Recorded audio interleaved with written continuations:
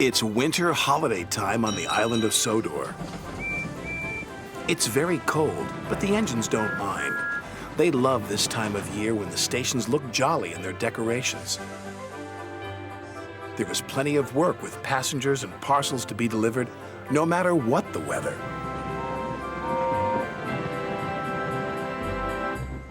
Driver says there's more snow on the way, said Edward. We'll soon be wearing our snowplows, said James. You'll enjoy that, won't you, Thomas? Teased Henry. You know I won't, said Thomas. I don't like my snowplow.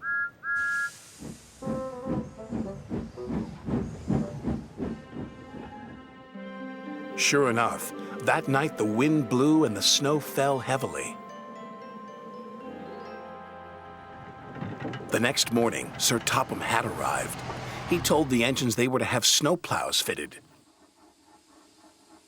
And you are to collect a special from Callan Station. It's needed for the village feast on Toby's branch line. Thomas was excited about his special, but not about his snowplow. Please, sir, my plow is awkward and uncomfortable. Do I have to wear it? Everyone has to wear a snowplow, said Sir Topham Hatt. The fitters, his driver, and firemen all helped with Thomas's snowplow. We'll have to try that again, laughed his driver. Big, horrid, awkward thing, Thomas grumbled. He was much happier when he arrived at Callan Station and saw his special. It was a beautiful Christmas tree. The tree will have lights and stand in the middle of the village, said Edward. Make sure you get it to Toby safely. I will, said Thomas.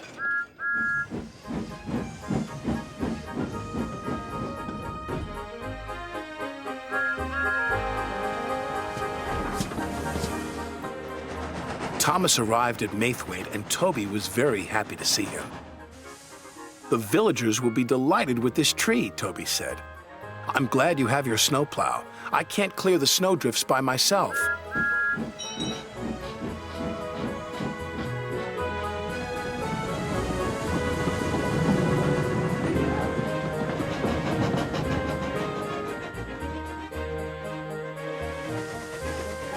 Thomas couldn't see.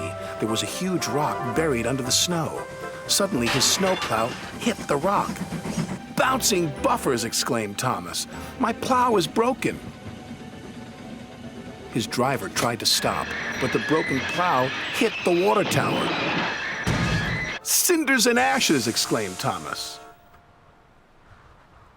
We can't go any further, said Thomas's driver, and there's no one to help us. But the villagers need their tree, said Thomas. Let me try again. I'm sure I can make it. It wasn't easy without a snowplow, but Thomas was determined.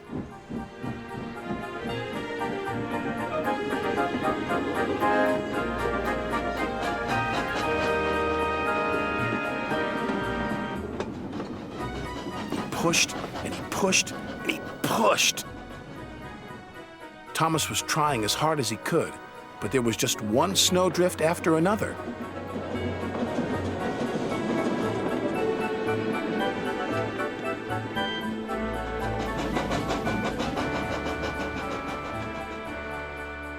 Finally, Thomas and Toby were pulling into the village station.